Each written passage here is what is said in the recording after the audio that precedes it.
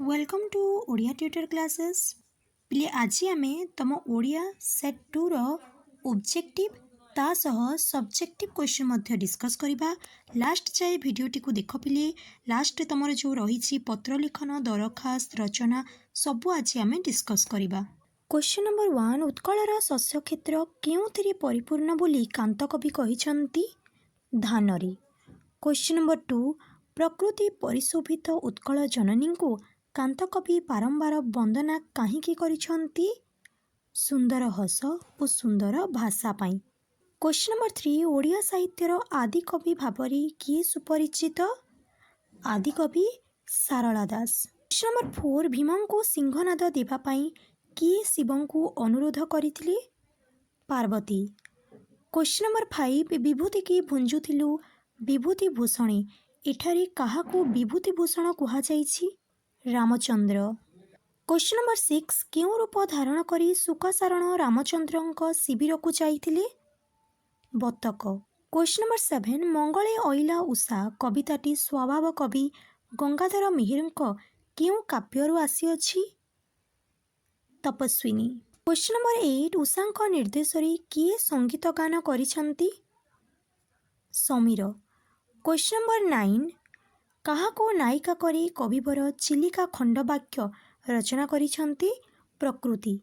Question number 10 छाया मिश्रित किरण रे वनस्थली काहापरी शोभा पाउछि Chandrachud. Question number 11 महामानवर केउं शब्दरे दुखर ज्वाला थमिब बोली कवि अनंत पट्टनायक कहिसंती शंख शब्द।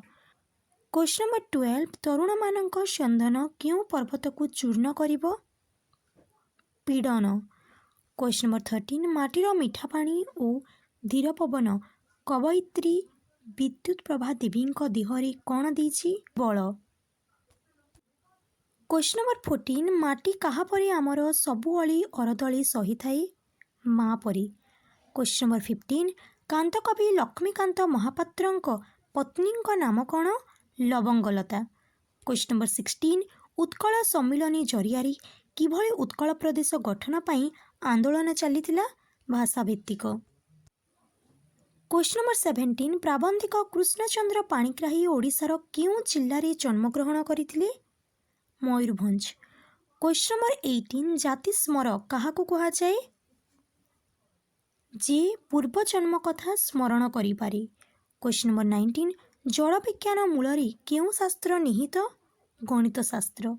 क्वेश्चन नंबर 20 आध्यात्मिकता काहार वैशिष्ट्य भारत। क्वेश्चन नंबर 21 गणतंत्रर मूल मंत्र कौन शिक्षा। क्वेश्चन नंबर 22 आंचलिक भाषा प्रति दृष्टि आकर्षण करने हेले कहार आधिपत्य को कमाइबाकू हेबो इंग्राजी। क्वेश्चन नंबर 23 ज्ञानशून्य होई समाधि बुड़ी जाइतिबा नरेन को समाधि भंग केतेबेले हेला राति 9टा। क्वेश्चन नंबर 24 विवेकानंद प्रथम परिभ्रमण कहा उद्देश्य रे थिला हिमालय। क्वेश्चन नंबर 25 1903 मसीह उत्कल सम्मिलनी किए प्रतिष्ठा करथिले मधुसूदन दास। क्वेश्चन नंबर 26 छह माण आठ गुंट उपन्यासर रचयिता किए फकीर मोहन सेनापति। क्वेश्चन नंबर 27 काठ कटाली केउथिरे माजी लोटा को सफा करदेला माटी। क्वेश्चन नंबर 28 काठ गल्पर गाल्पिकंक चाकर पिलार नाम कौन चैतन्य। क्वेश्चन नंबर 29 धौली पहाड़ पाददेश केउं नदी प्रवाहित होउछि दया नदी। क्वेश्चन नंबर 30 काहार प्रवेश मात्रे दरबार कक्षर समस्त गुंजन हठात स्तब्ध होईगला महाराणी। पिले महाराणी ना कौन थिला कमेंट रे जनइल।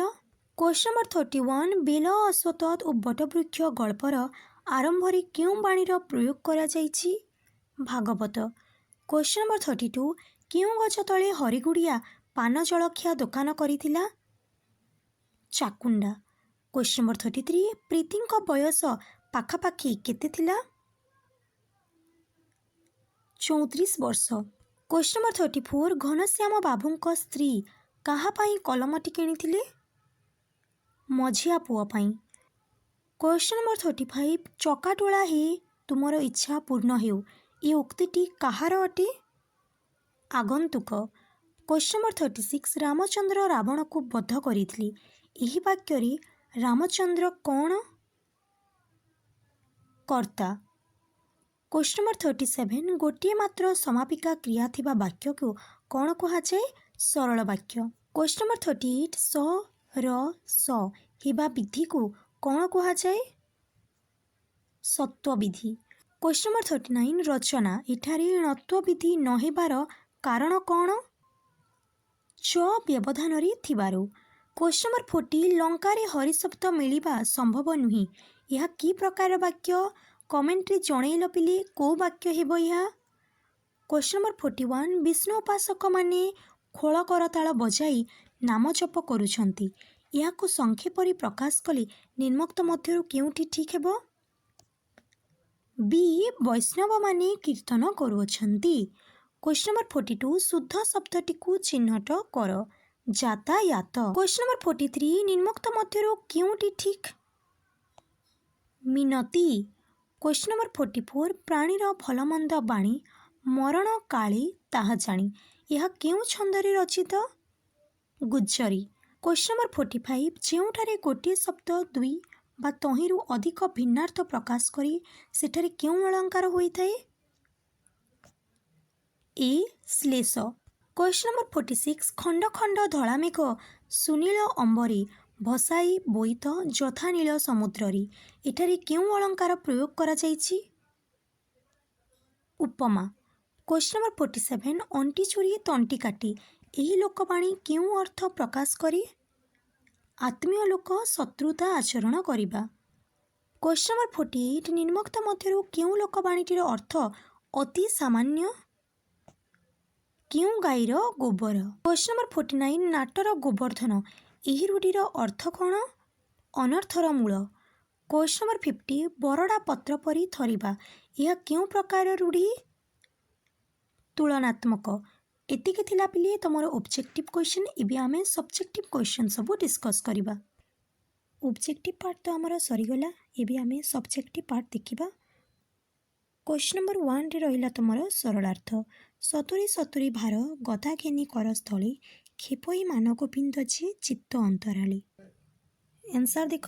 ଉକ୍ତ ପଦ୍ୟାଂଶଟି ମହାକବି ସାରଳା ଦାସଙ୍କ ବିରଚିତ ମହାଭାରତର ଗଦା ପର୍ବ ଅନ୍ତର୍ଗତ ଭୀମଙ୍କ ସିଂହନାଦ ରଡ଼ି ପଦ୍ୟରୁ ଆଣିତ। ଦୁର୍ଯ୍ୟୋଧନଙ୍କ ଅସୀମ ବୀରତ୍ୱ ଏବଂ ସମୟ ଚକ୍ରରେ ତାଙ୍କର ପତନକୁ କବି ଅତି ସୁନ୍ଦର ଭାବେ ଏହି ପଦ ମାଧ୍ୟମରେ ଚିତ୍ରଣ କରିଛନ୍ତି। ଦୁର୍ଯ୍ୟୋଧନ ଅସୀମ ବଳର ଅଧିକାରୀ ଥିଲେ।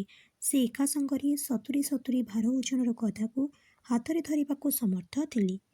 ଭୀମଙ୍କ ସିଂହନାଦ ରଡ଼ିରେ ଯେତେବେଳେ ସ୍ୱର୍ଗ ମର୍ତ୍ତ୍ୟ ପାତାଳ ଥରହର ହୋଇଗଲା, ଅହଙ୍କାରୀ ଦୁର୍ଯ୍ୟୋଧନ ସ୍ଥିର ରହିପାରିଲା ନାହିଁ। କ୍ରୋଧରେ କଦଳୀପତ୍ର ପରି କମ୍ପିବାକୁ ଲାଗିଲା। 70 ଭାର ଲେଖାଏଁ ଦୁଇ ଗଦାକୁ କାନ୍ଧରେ ପକାଇ ଭୀମ ସହ ଯୁଦ୍ଧ କରିବାକୁ ବ୍ୟାସ ସରୋବରରୁ ବାହାରି ଆସିଲା। ଅରେ ଅଛି ଦେଖ। ଦେହ ଦୁଃଖ ପାଇଁ ସାଇତିଛୁ କେତେ ଚେରମୂଳି ଗଛଲତା ମନ ସୁଖ ଲାଗି ନଈ ସମୁଦ୍ରରେ ଭରିଅଛୁ ହସ କଥା। ପିଲେ ଏହା ତୁମ ପଦ୍ୟ ସର୍ବଶହ ମାଟିରୁ ଆନିତ। ତୁମେ ଚେଷ୍ଟା କରିବ ନିଜେ ଆନ୍ସର୍ଟିକୁ ଲେଖିବାକୁ, କାରଣ ଏହା ଅତି ସହଜ ପିଲେ, ସରଳ ଭାବରେ ତୁମେ ଇଜିଲି ଲେଖିପାରିବ। ନେକ୍ସଟ ହେଲା ଭାରତୀୟ ଦର୍ଶନରେ ମନୁଷ୍ୟର ସେବା ହିଁ ଈଶ୍ୱର ସେବା। ଆନ୍ସର୍ ଦେଖ।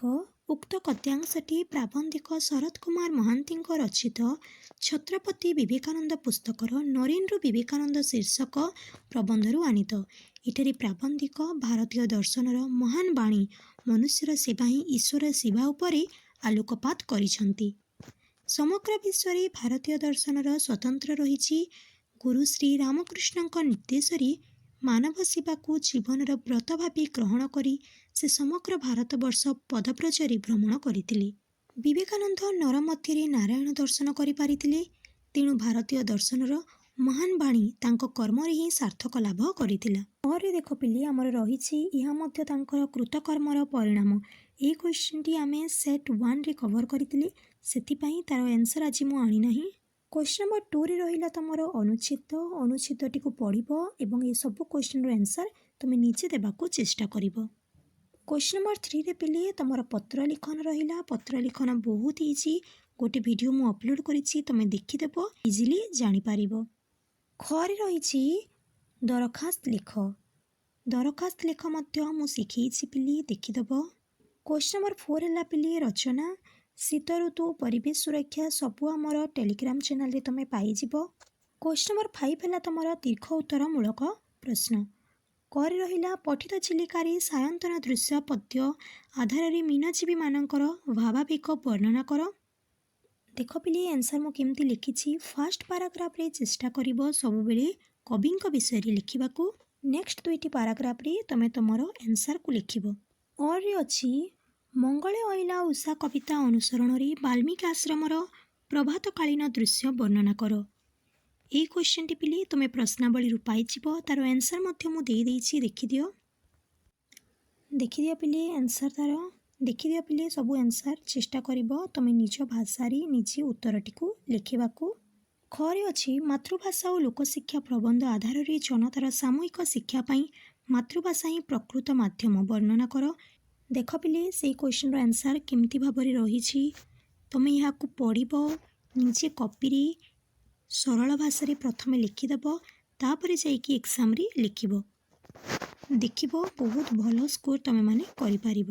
ନେକ୍ସଟ ଅରେ ରହିଛି ସଭ୍ୟତା ଓ ବିଜ୍ଞାନ ପ୍ରବନ୍ଧ ଆଧାରରେ ସଭ୍ୟତାର ବିକାଶରେ ବିଜ୍ଞାନର ରହିଛି ବଳିଷ୍ଠ ଅବଦାନ ବର୍ଣ୍ଣନା କର। ଦେଖ ପିଲେ ତାର ଆନ୍ସର ଏହା ମଧ୍ୟ ତୁମର ଅଭ୍ୟାସ କାର୍ଯ୍ୟରେ ରହିଛି।